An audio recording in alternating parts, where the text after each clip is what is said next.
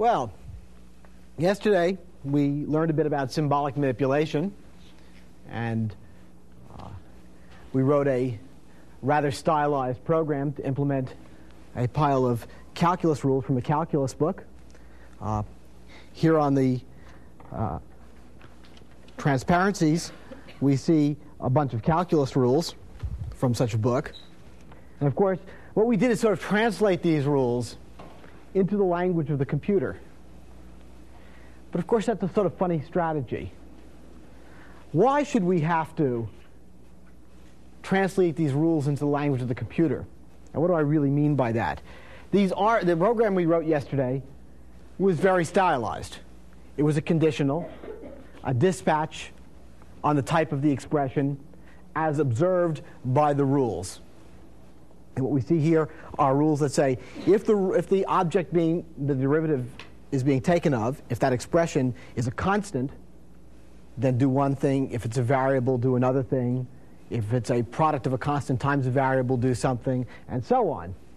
There's a sort of a dispatch there on a type. Well, since this has such a stylized behavior and structure, is there some other way of writing this program that's more clear?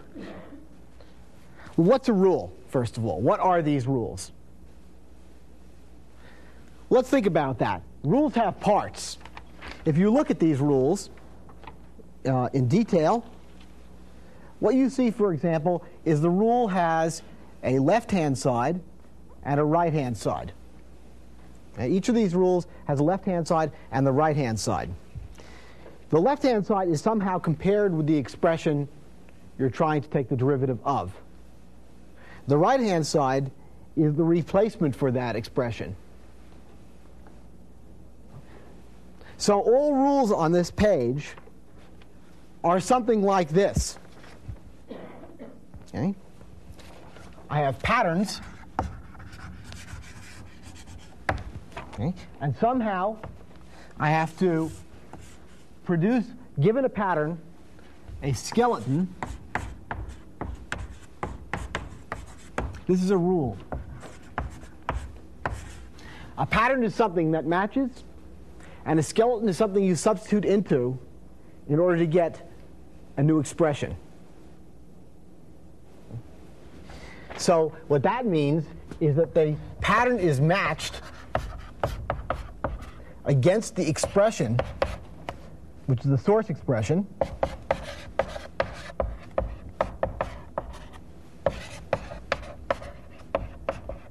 and the result of the application of the rule is to produce a new expression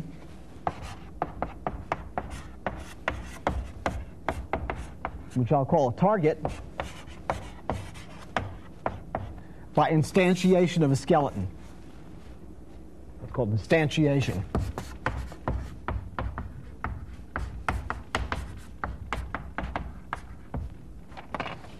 So that is a process by which these rules are described. What I'd like to do today is build a language and a means of interpreting that language, a means of executing that language, where that language allows us to directly express these rules. Okay, and what we're going to do is, instead of bringing the rules to the level of the computer by writing a program that is those rules in the computer's language at the moment in the Lisp, we're going to bring the computer to the level of us by writing a way by which the computer can understand rules of this sort. This is slightly emphasizing the idea that we had last time, that we're trying to make a solution to a class of problems rather than a particular one. The problem is, if I want to write rules for a different piece of mathematics, say just simple algebraic simplification or something like that, or manipulation of trigonometric functions, I would have to write a different program in using yesterday's method, whereas I would like to encapsulate all of the things that are common to both of those programs, meaning the idea of matching, instantiation, the control structure, which turns out to be very complicated for such a thing. I'd like to encapsulate that separately from the rules themselves. So let's look at, first of all, a representation. I'd like to use the overhead here. There it is. I'd like to look at a representation of the rules of calculus for derivatives in a sort of simple language that I'm writing right here. Now I'm going to avoid worrying about syntax. We can easily pretty this. And I'm not interested in making this. Is indeed ugly. This doesn't look like the beautiful text set dx by dt or something that I'd like to write, but that's not essential. That's sort of an accidental phenomenon. Here we're just worrying about the fact that the structure of the rules is that there is a left-hand side here, represents the thing I want to match against the derivative expression. This is the representation I'm going to say for the derivative of a constant which we will call c with respect to the variable we will call v. And what we will get on the right-hand side is 0. So this represents a rule. The next rule will be the derivative of a variable, which we will call v, with respect to the same variable v, and we get a 1. However, if we have the derivative of a variable called u with respect to a different variable v, we will get 0. I just want you to look at these rules a little bit. Can I see how they fit together? For example, over here, we're going to have the derivative of the sum of an expression called x1 and an expression called x2. These things that begin with question marks are called pattern variables in the language that we're inventing. And you see, we're just making it up. So pattern variables for matching. And so in this, here we have the derivative of the sum of the expression which we will call x1 and the expression we will call x2 with respect to the variable we call v will be, here's the right-hand side, the sum of the derivative of that expression x1 with respect to v. The right-hand side is the skeleton, and the derivative of x2 with respect to v. Colons here will stand for substitution objects. We'll call them they're skeleton evaluations. So let me put up here on the blackboard for a second some syntax so we'll know what's going on for this rule language. First of all, we're going to have to worry about for pattern matching.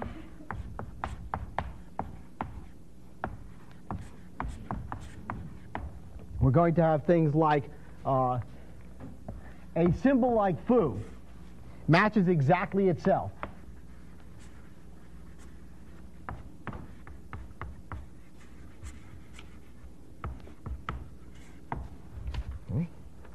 The expression f of a and b will be used to match any list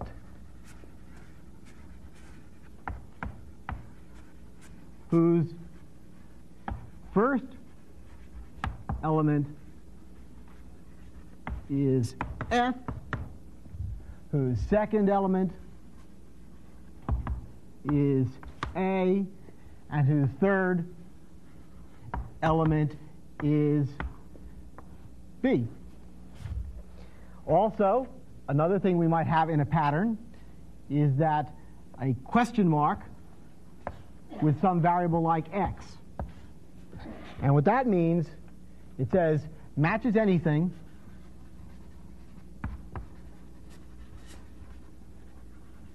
which we will call x.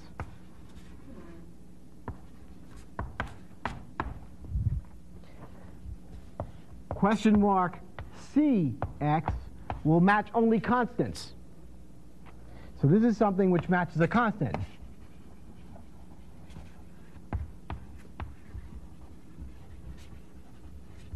Call it x. And question mark vx will match a variable.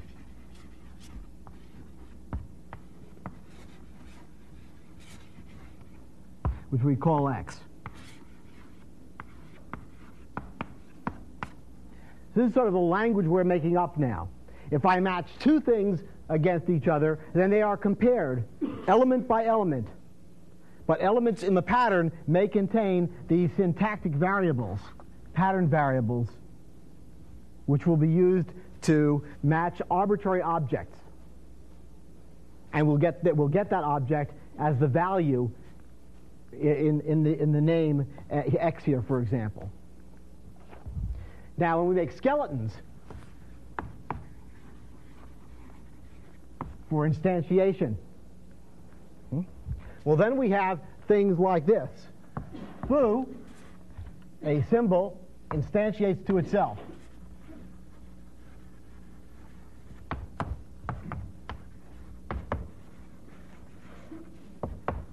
Something which is a list like f of a and b instantiates to what f instantiates to a list of 3 elements, okay, which are the results of instantiating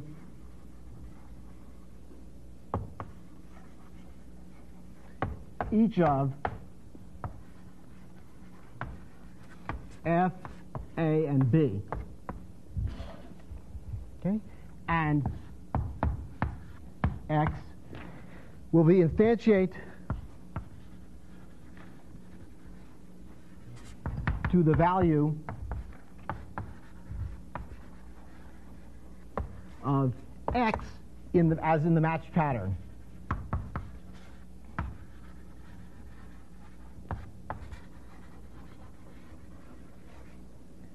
So going back to the overhead here, we see that all of those kinds of objects.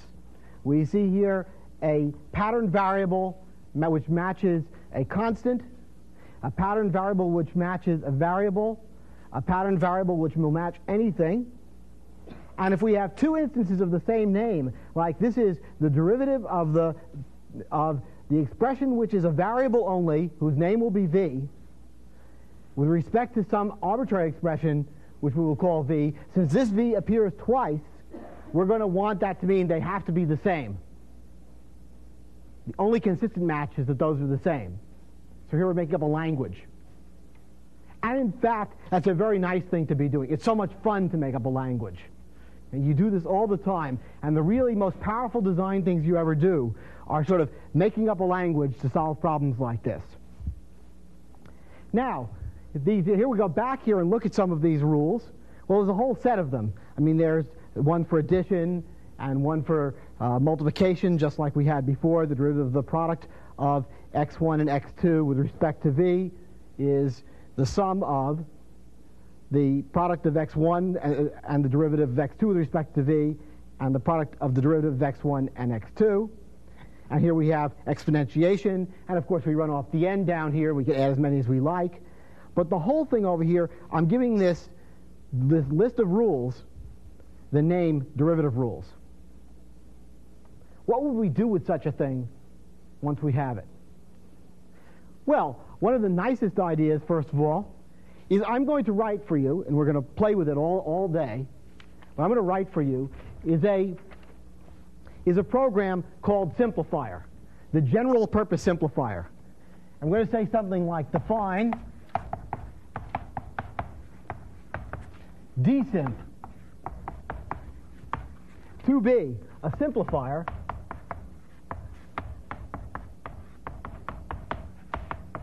of the derivative rules.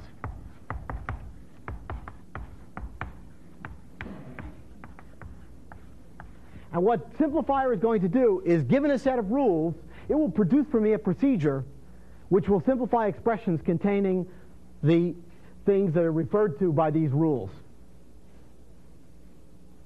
So here will be a procedure constructed for your purposes to simplify things with derivatives in them, such that after that, if we're typing at some list system and we get a prompt and we say dsimp,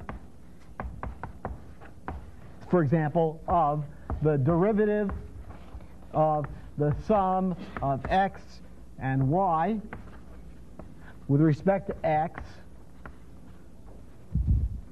Note the quote here because I'm talking about the expression, which is the derivative. Okay.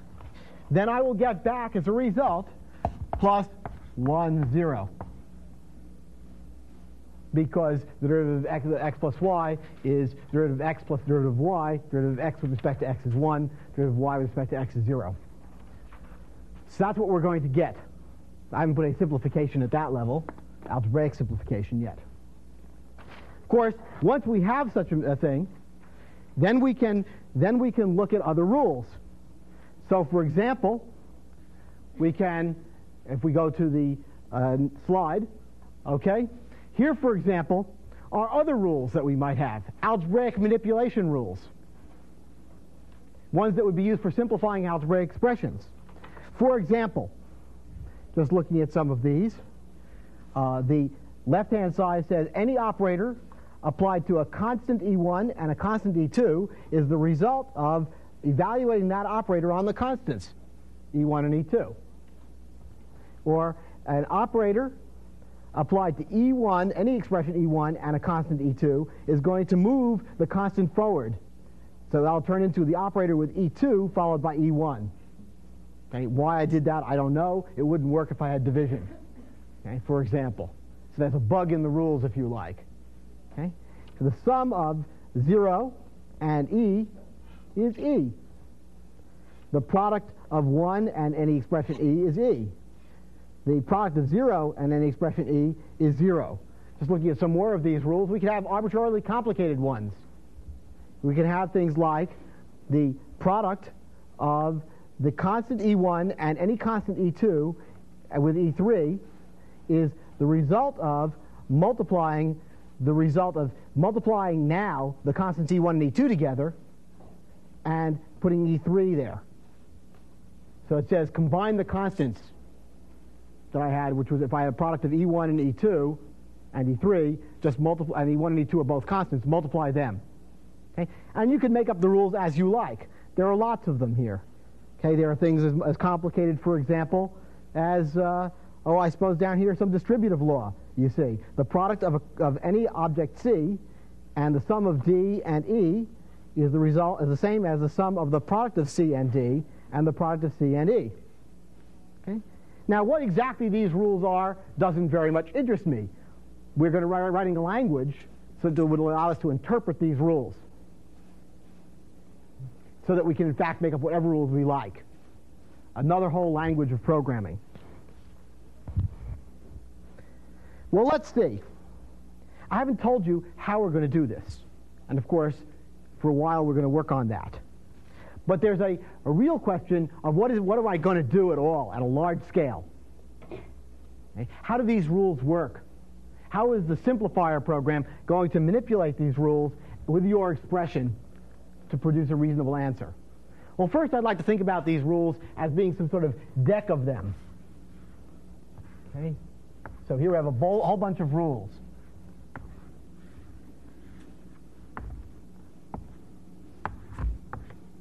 Right? Each rule, here's a rule, has a pattern and a skeleton. I'm trying to make up a control structure for this. Now, what I have is a matcher, and I have something which is an instantiator.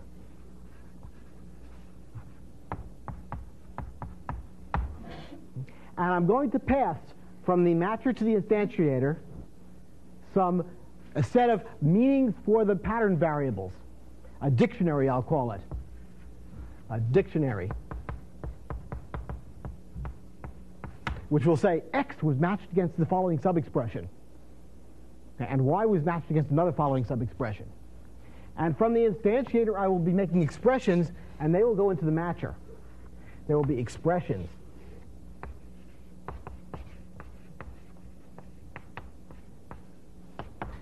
And the patterns of the rules will be fed into the matcher, and the skeletons from the same rule will be fed into the instantiator. Now, this is a little complicated, because when you have something like an algebraic expression, where the rules are intended to allow you to substitute equals for equals. These are equal transformation rules. So all subexpressions of the expression should be looked at. You give it an expression, this thing, and the rules should be cycled around, first of all, for every subexpression of the expression you feed in. all of the rules must be tried and looked at. And if any rule matches, then this process occurs. The dictionary has some values in it. The instantiator makes a new expression, which is basically replaces that part of the expression that was matched in your original expression. And then of course, we're going to recheck that. Going to go around these rules again, seeing if that can be simplified further. And then we're going to do that for every sub-expression until the thing no longer changes. You can think of this as sort of an organic process. You've got some sort of stew, right? You've got bacteria or something, or enzymes in some gooey mess. Okay? And there's you stick it, and these enzymes change things. They attach to your expression, change it, and then they go away. Okay? They have to match. It's a key and lock phenomenon. They match, they change it, they go away. You can imagine it's a parallel process of some sort. Okay? So you stick an expression into this mess, and after a while you take it out and it's been simplified. Okay? And it just keeps changing until it no longer can be changed. But these enzymes can attach to any part of the expression. Okay. At this point, I'd like to stop and ask questions. Yes? This implies that the matching program and the instantiation program are separate programs. Is that right, or is that they are? They're separate little pieces. They fit together in a larger structure. So I'm going through and matching and passing the information about what I matched to an instantiator, which makes the changes, and then I pass that back into the It won't make a change. It will make a new expression which has substituted the values of the pattern variables that were matched on the left-hand side for the variables that are mentioned, the skeleton variables or evaluation variables, whatever I forgot what I call them, on the right-hand side. Okay? And then that's passed back into the matcher. Then this is going to go around again. This is going to go through this mess until it no longer changes. And it seems that there would be a danger of getting into a recursive loop. Yes. Yes, if you don't write your rules nicely. Indeed, in any programming language you invent, if it's sufficiently powerful to do anything, you can write programs that will go into infinite loops. And indeed, writing a program for doing algebraic manipulation wrong will produce infinite loops.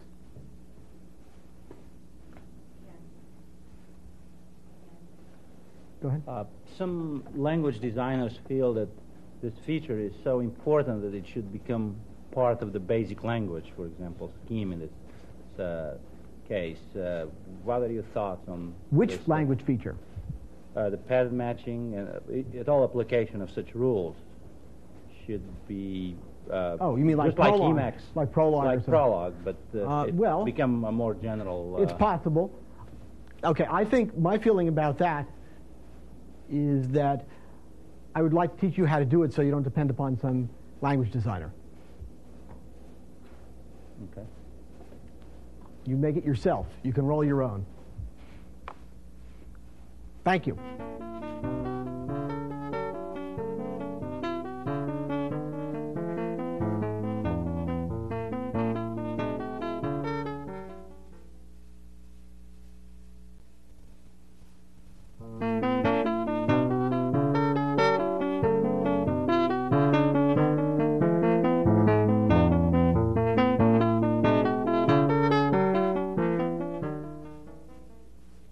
Well, let's see. Now we have to tell you how it works. And the conveniently breaks up into various pieces. Like to look now at the matcher. The matcher has the following basic structure. It's a box that takes as its input an expression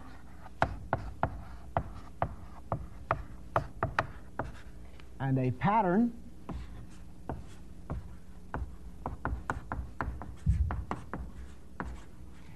and it turns out a dictionary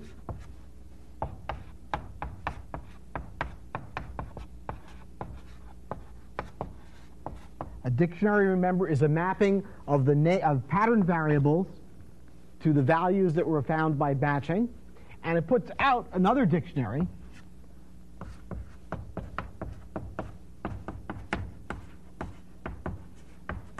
which is the result of augmenting this dictionary by what was found in matching this expression against this pattern. So that's the matcher. Now this is a rather complicated program, and we can look at it on the overhead over here and see, haha, it's very complicated. I just want you to look at the shape of it. Okay, it's too complicated to look at except in pieces. Okay? However, it's a fairly large, complicated program with a lot of sort of indented structure. At the largest scale, you don't try to read those characters, but at the largest scale, you see that there is a case analysis, which is all these cases lined up. What we're now going to do is look at this in a bit more detail, attempting to understand how it works. Let's go now to the first slide, showing some of the structure of the matcher at a large scale. And we see is the matcher takes as its input a pattern, an expression, and a dictionary. And there is a case analysis here, which is made out of several cases, some of which have been left out over here, and the general case, which I'd like you to see. Let's consider this general case. It's a very important pattern. The problem is that we have to examine two trees simultaneously. One of the trees is the tree of the expression, and the other is the tree of the pattern. We have to compare them with each other so that the sub-expressions of the expression are matched against sub-expressions of the pattern. Okay. Looking at that in a bit more detail, suppose I had a pattern which was the sum of the product of a thing which we will call x and a thing which we will call y, and the sum of that and the same thing we call y.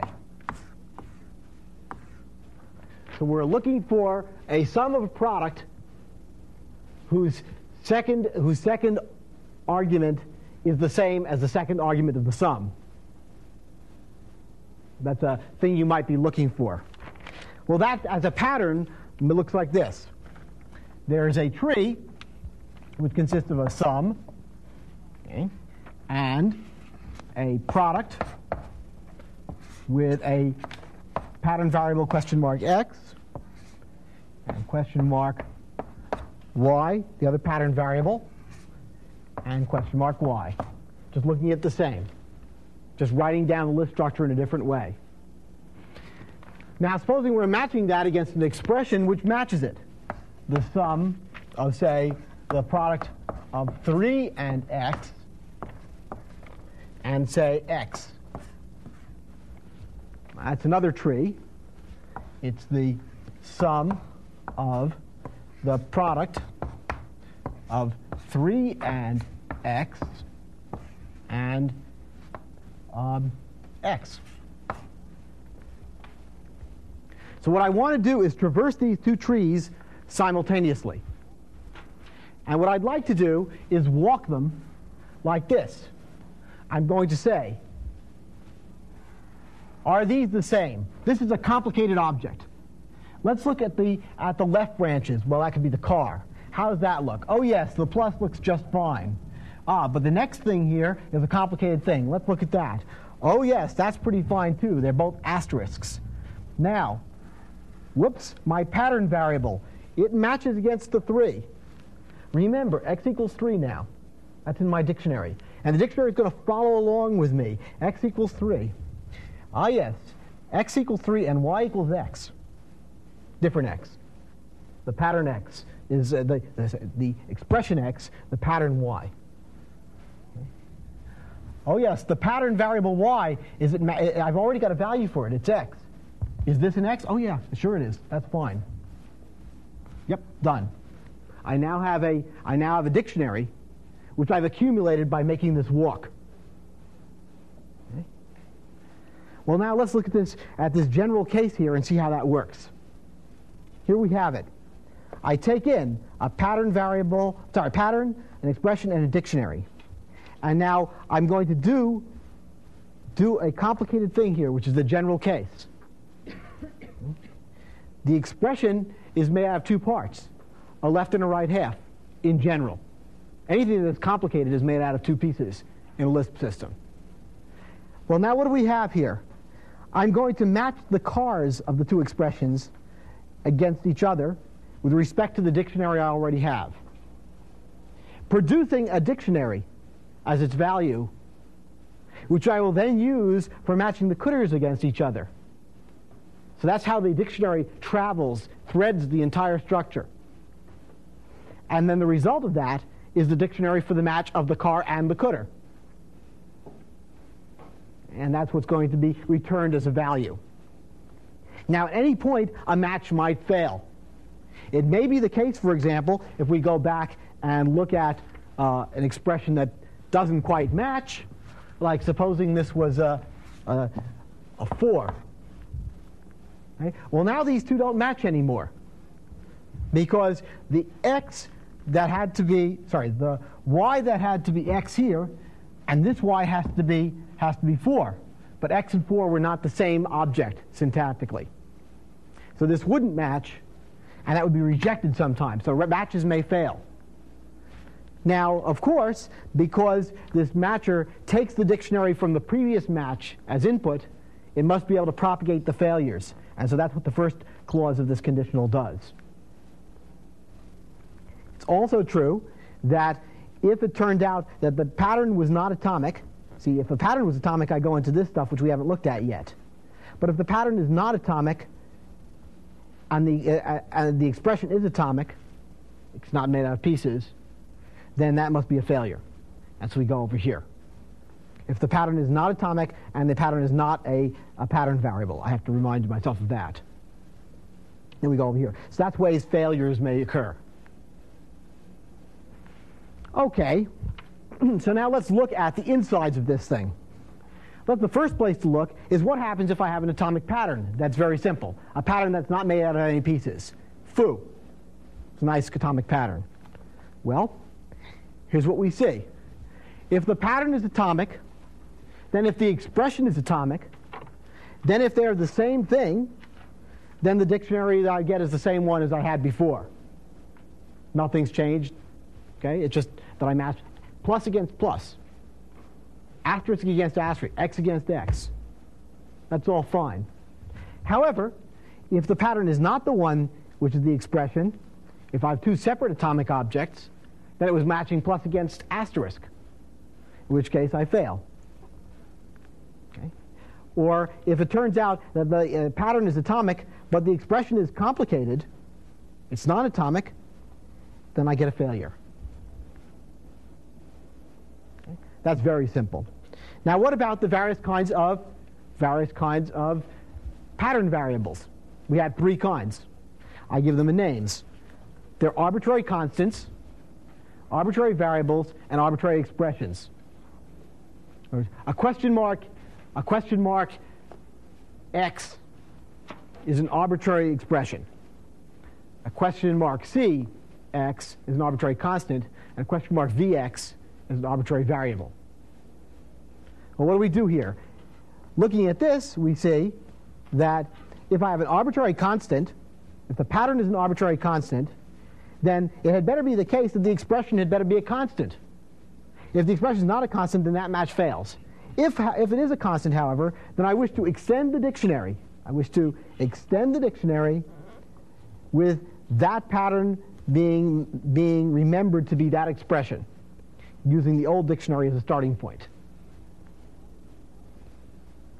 Similarly, for arbitrary variables, I have to check first if the expression is a variable that I'm matching against. If so, it's worth extending the dictionary so that the pattern is remembered to be matched against that expression given the original dictionary. And this makes a new dictionary. Now, it has to check.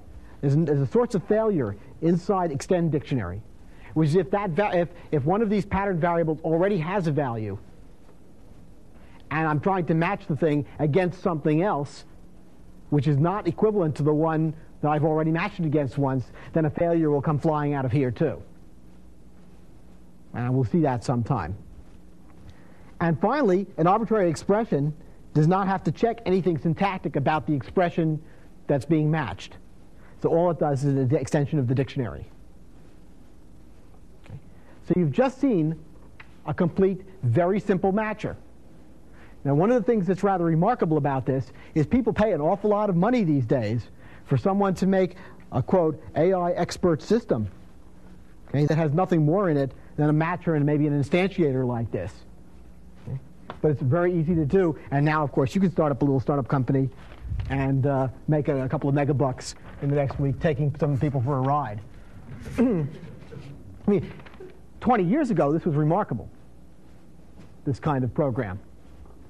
But now this is sort of easy. You can teach it to freshmen. Well, now there's an instantiator as well. The problem is they're all going off and making more money than I do, right? But that's always been true of universities. As an expression,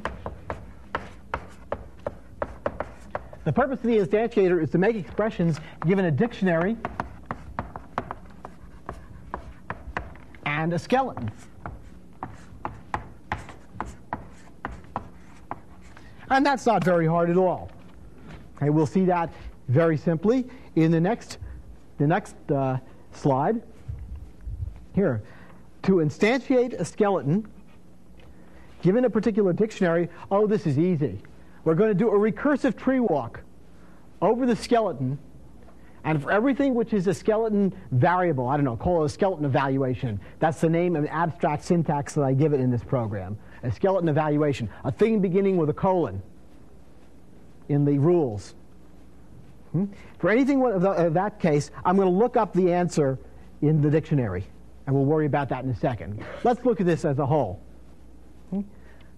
Here I'm going to instantiate a skeleton given a dictionary. Well, I'm going to define some internal loop right there. And it's going to do something very simple. Either the skeleton is simple and atomic, in which case it's nothing more than give the skeleton back as an answer, or in the general case it's complicated, in which case I'm going to make up the expression which is the result of instantiating, calling this loop recursively, instantiating the car of the skeleton and the cooter. So here's a recursive tree walk. Okay. However, if it turns out to be a skeleton evaluation, a colon expression in the skeleton, then what I'm going to do is find the expression that's in the colon, that's the catter in this case. There's a piece of abstract syntax here, so I can change my representation of rules. Okay? I'm going to evaluate that relative to this dictionary, whatever evaluation means. We'll find out a lot about that sometime. Okay? And the result of that is my answer. So I start up this loop. Here's my initialization by calling it with the whole skeleton. And this will just do a recursive decomposition into pieces.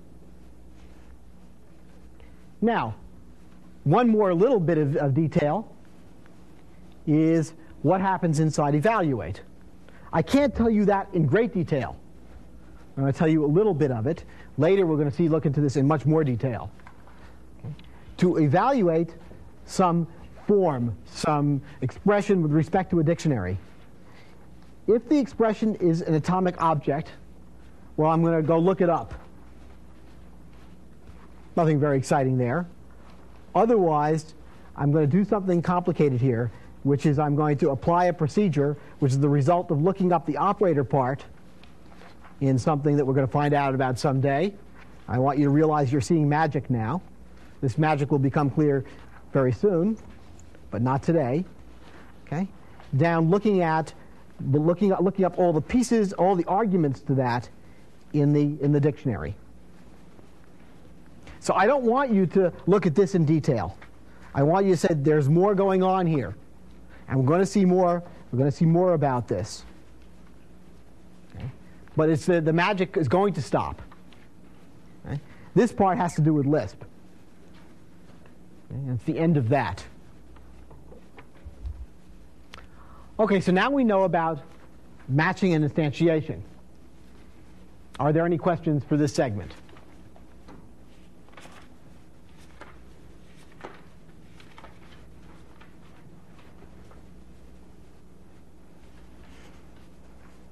I have a question. Yes. Is it possible to bring up a previous slide? It's about this defined match pattern. Yes. You'd like to see the overall slide defined match pattern. Could somebody put up the overhead? That's the biggest scale one. What part would you like to see? Well, the top would be fine. Any of the parts where your passing failed. Yes. The idea is to pass failed back to the dictionary. Is that right? The dictionary is the answer to a match, right? And it is either some mapping, or there's no match. Doesn't match. Right. So what you're seeing over here is, in fact, because of the fact that a match may have another match pass in a dictionary, as you see in the general case down here. Here's the general case where a match passes another match to dictionary. When I match the cooters, I match them with the dictionary that is resulting from matching the cars. Okay, that's what I have here. So because of that, if the match of the cars fails, then it may be necessary that the match of the cooters propagates that failure. And that's what the first line is. Okay, I'm still unclear what comes out of one instance of match being... One of two possibilities. Either the symbol failed, which means there is no match, right, or some mapping, which is an abstract thing right now, and you should know about the structure of it, which relates the names of the pattern variables to their values as picked up in the match. Okay. So that's constructed by Extend Dictionary. So the recursive nature brings about the fact that if ever a failed gets passed out of any calling of match, then the first condition will pick it up. And just propagate it along without any further ado. Right. Oh, right. Okay. So that's just the fastest way to get that failure out of there.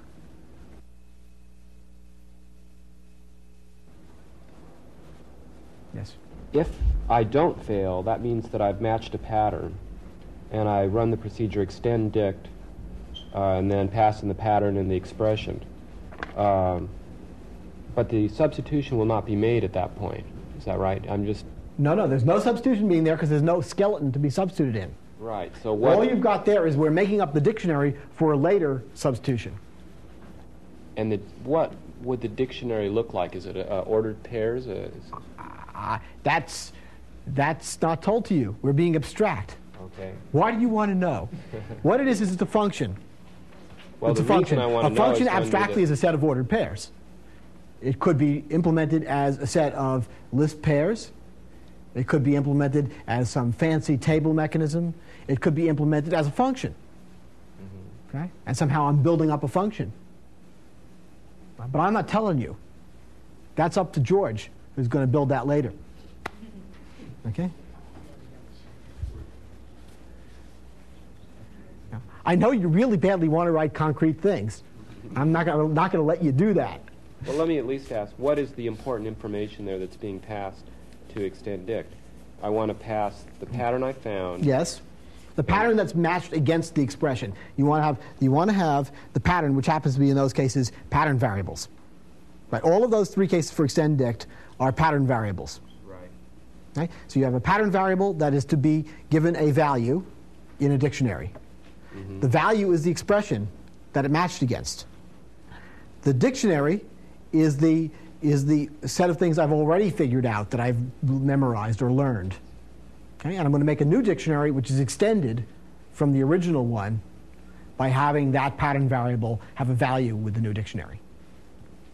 I guess what I don't understand is why can't the substitution be made right as soon as you find How do the I know pattern? what I'm going to substitute? I don't know anything about this skeleton. Oh, This matcher is an independent unit. Oh, I see. Okay. Right? Yeah. I take the matcher, I apply the matcher. If it matches, then it's worth doing instantiation. Okay, good. Yeah. Okay. Can you just do that answer again using that example on the board? You know, what you just passed back when Oh, you yes. do the Okay. match? Yes. You're looking at this example. At this point, when I'm traversing this structure, I get to here, x. I have some dictionary, presumably an empty dictionary at this point, if this was the whole expression. Right? So I have an empty dictionary, and I've matched x against 3. So now, after this point, the dictionary contains x is 3. Okay, now I continue walking along here. I see y. Okay, now this is a particular x, a pattern x. I see y, a pattern y. The dictionary says, oh yes, the pattern y is the symbol x, because I've got a match there. So the dictionary now contains, at this point, 2 entries. The pattern x is 3, and the pattern y is the expression x. Okay, now I get back, I can walk along further. I say, pattern y also wants to be 4. But that isn't possible, producing a failure. Thank you. Let's take a break.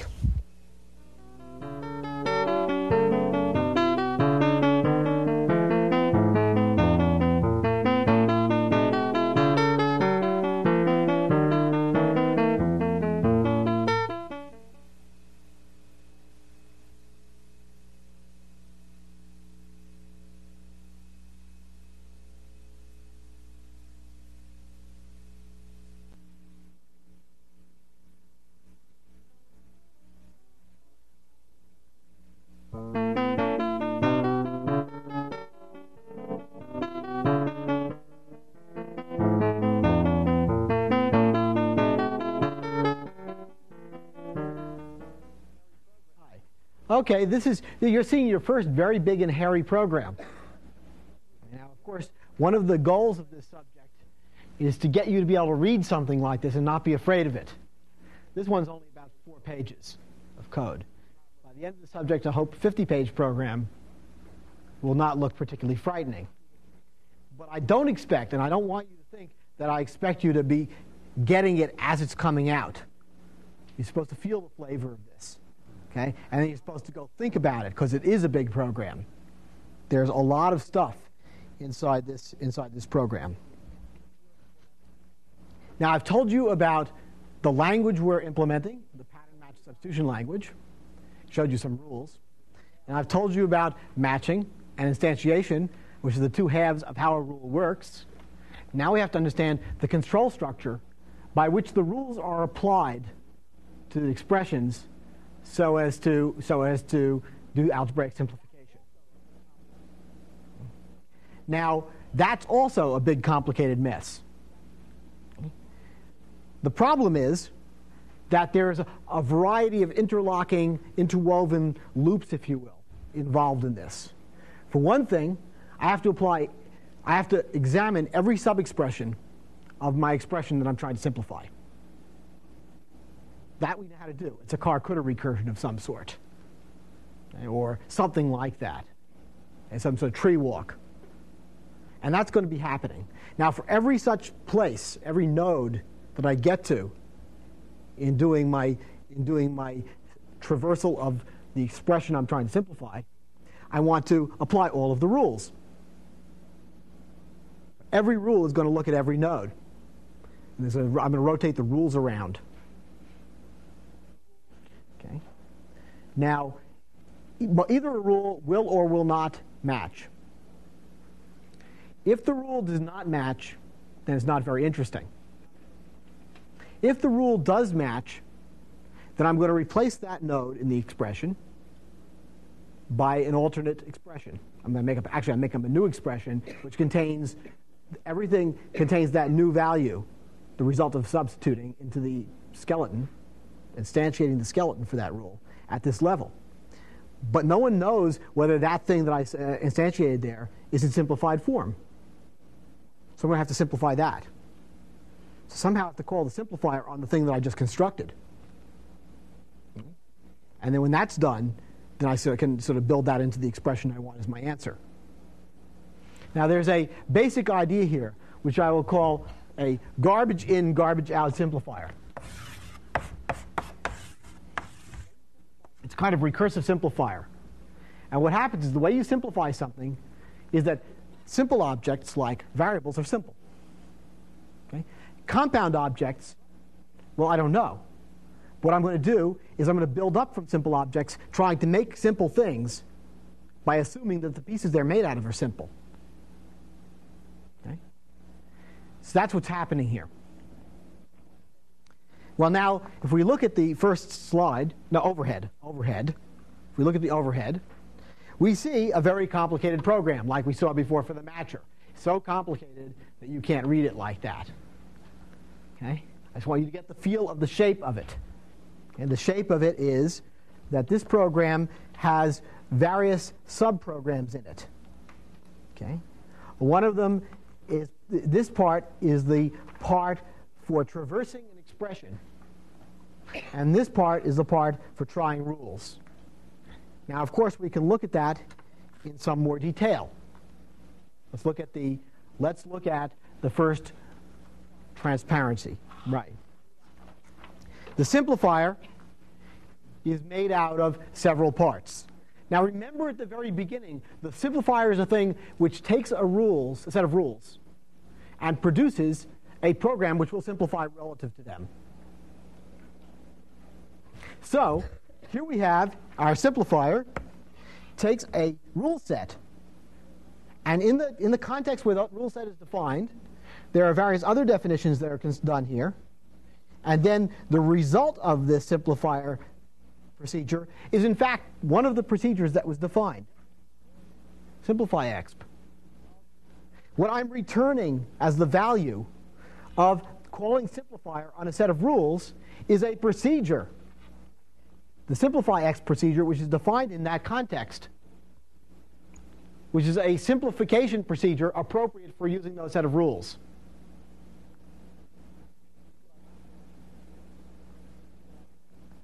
That's what I have there.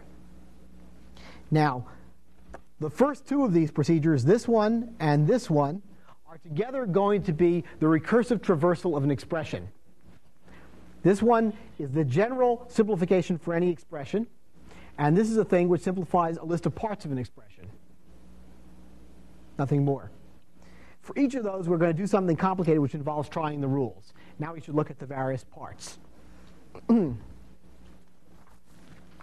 Well, let's look first at the recursive traversal of an expression. And this is done in a sort of simple way. This is a little nest, a little nest of recursive procedures. And what we have here are two procedures. One for simplifying an expression, and one for simplifying parts of an expression. And the way this works is very simple. If the expression I'm trying to simplify is a compound expression, I'm going to simplify all the parts of it. And that procedure, simplify parts, is going to make up a new expression with all the parts simplified, which I'm then going to try the rules on over here. If it turns out that the expression is not compound, if it's simple, like just a symbol or something like pi, then in any case I'm going to try the rules on it, because it might be that I want in my set of rules to expand pi into 3.141592653588979. ... But I may not. But there's no reason not to do it. Now, if I want to simplify the parts, well, that's easy too. Either the expression is an empty one, there's no more parts, in which case I have the empty expression.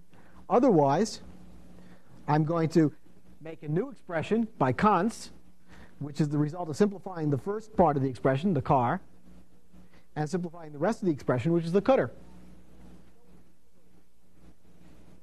Now, the reason why I'm showing you this sort of stuff this way is because I want you to get the feeling for the various patterns that are very important when writing programs. And this could be written a different way. There's another way to write simplify expressions, so there would be only one of them. There would only be one little procedure here. Let me just write that on the blackboard to give you a feeling for that.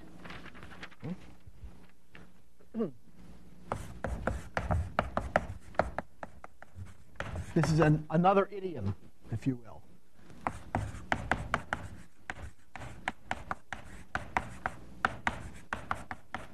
Simplify an expression called x. What am I going to do? I'm going to try the rules on the following situation. If, on the following expression. compound, just like we had before.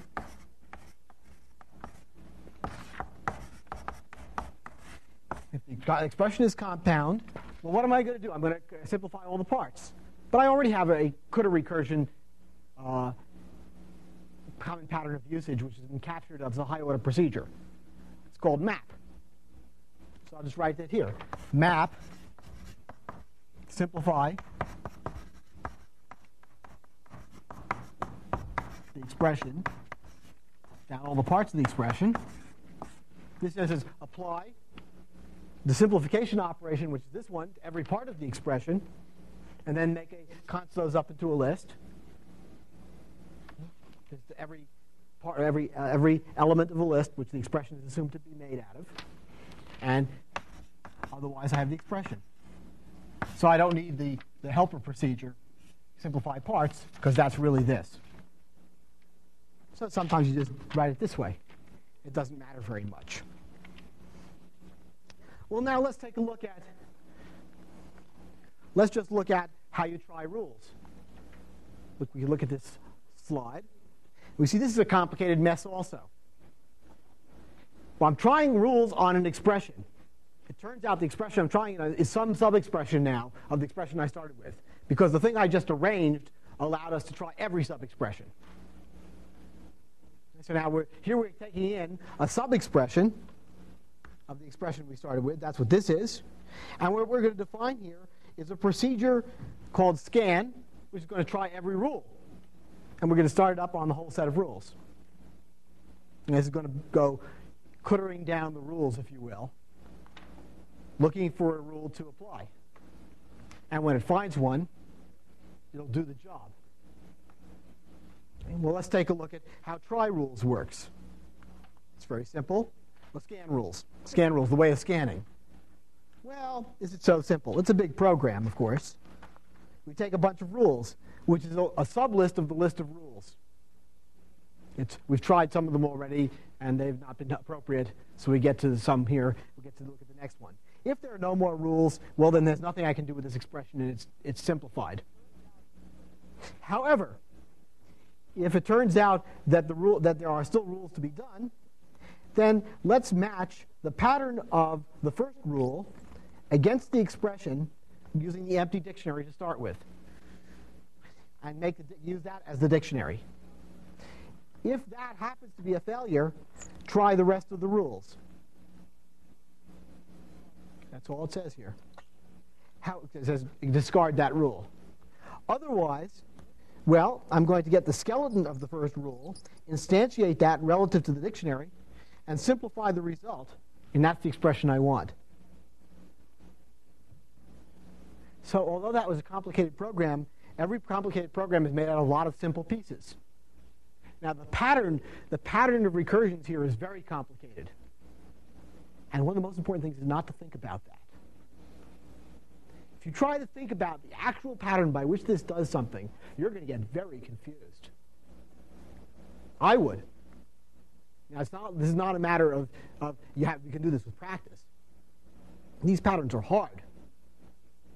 But you don't have to think about it.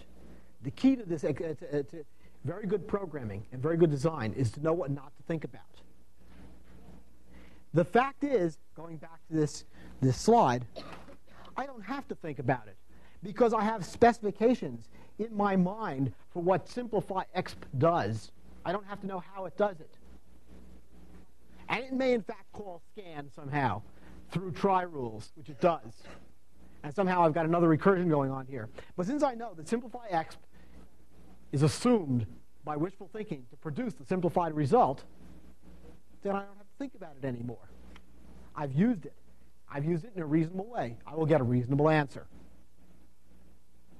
And you have to learn how to program that way with abandon. Okay? Well, there's very little left of this thing. All there is left is a few details associated with what a dictionary is. And those of you who've been itching to know what a dictionary is, well, I will flip it up and not tell you anything about it. Okay? Dictionaries are easy. It's represented in terms of something else called an A-list, which is a particular pattern of usage for making for making tables in Lisp, and they're easy. They're made out of pairs, as was asked a bit ago. And there are special procedures for dealing with such things called ASCII, and you can find them in manuals. I'm not terribly excited about it. The only interesting thing here in extend dictionary is that I have to extend a dictionary with a pattern, and a datum, and a dictionary. This pattern is in fact, at this point, a pattern variable.